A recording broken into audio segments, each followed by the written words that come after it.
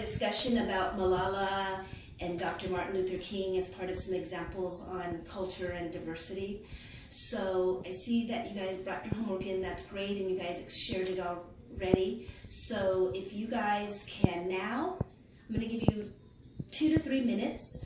Write about something that you learned when you exchanged paper about your partner's thoughts and reflections about what we learned about diversity and culture and what they wrote about. So now this is your response to what they wrote about after reading the same things. Okay?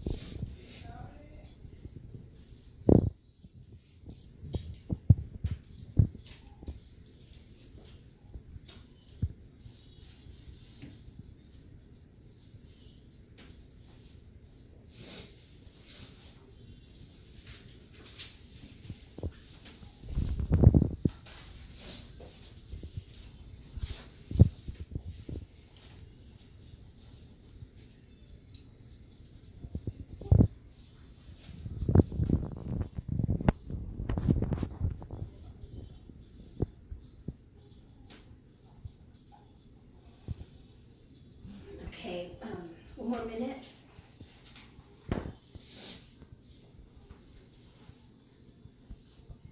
And remember, you're writing down your response after reading your partner's reflection on the 2 readings.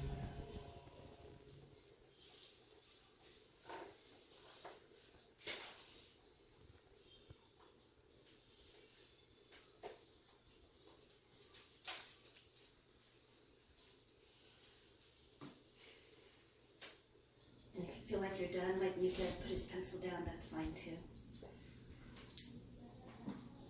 Hey Michelle, good.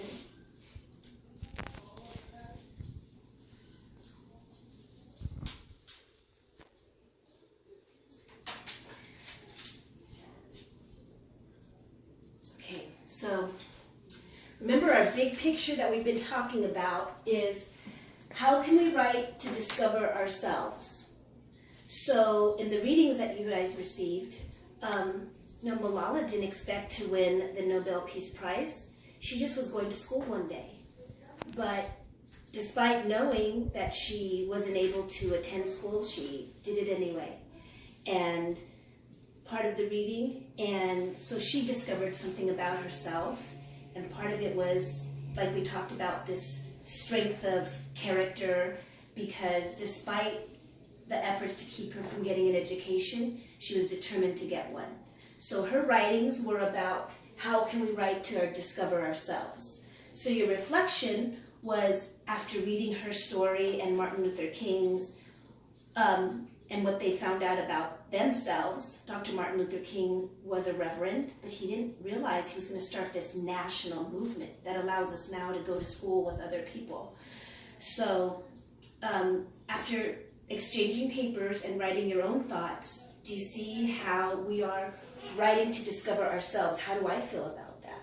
Maybe you didn't have the exact experience, but think about something that you've read or that you yourself have gone through that have given you a different perspective on kind of the cultural perceptions that people have about each other. Does anybody want to share? Mika, do you want to share?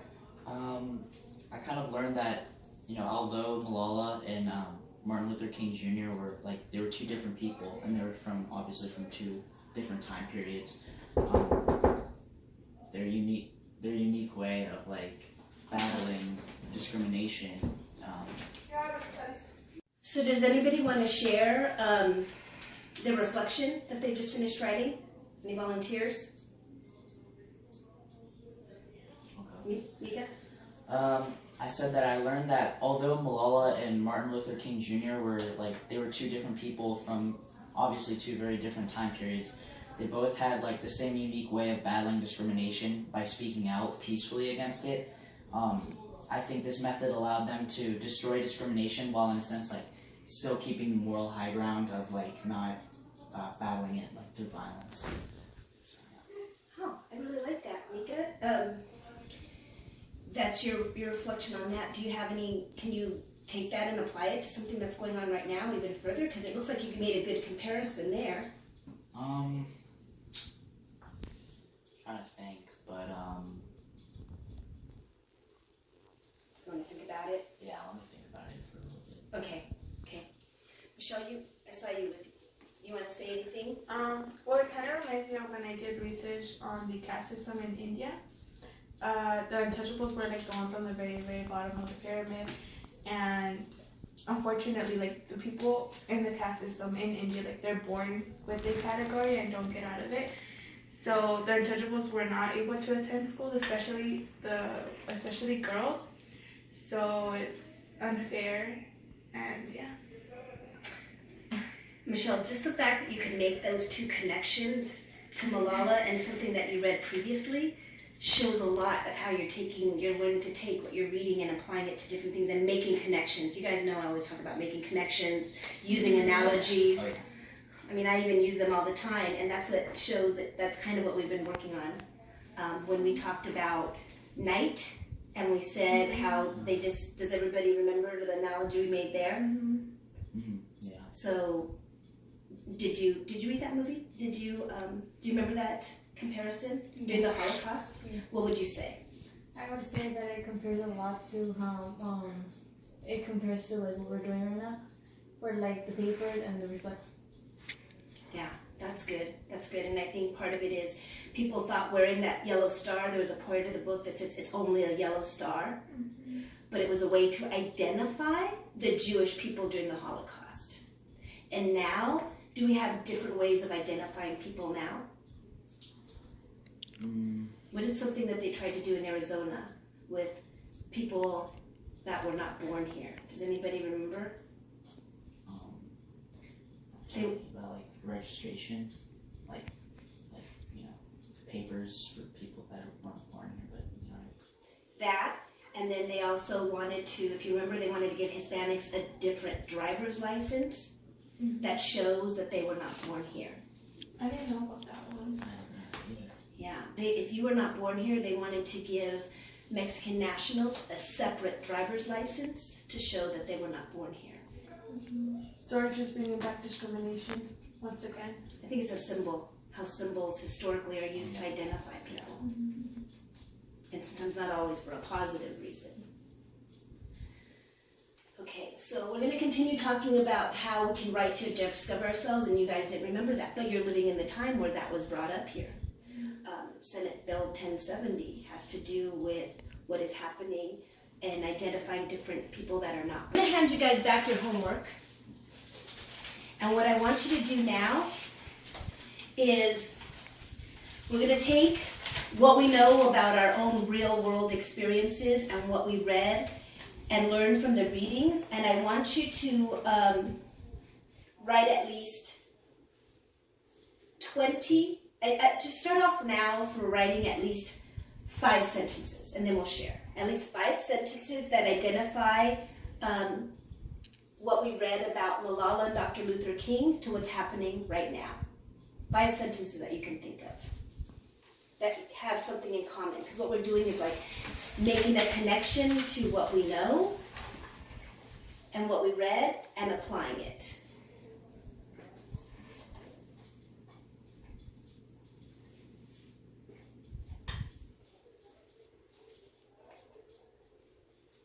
And Brandon can splice, so you can say, I need to, okay? Because what we're going to do is use these ideas, and when we do our next writing, we're going to take these ideas and integrate them. So we're just chunking it right now so you don't get so overwhelmed. But that just tells me, those of you that are already done with 5, that by thinking about, as we said, to write to discover ourselves, think about, what do I have in common with Malala? What do I have in common with Martin Luther King? What do I have in common? Is there something that you've advocated for that you didn't realize, that you think is not a big deal, but it means using your voice to draw attention to something that you think is not right, whether that be politically in the big world, whether that could be smaller in our school or in our classroom, or with your friends. Standing up for something that's not right just is saying, what would you do if you were in that situation?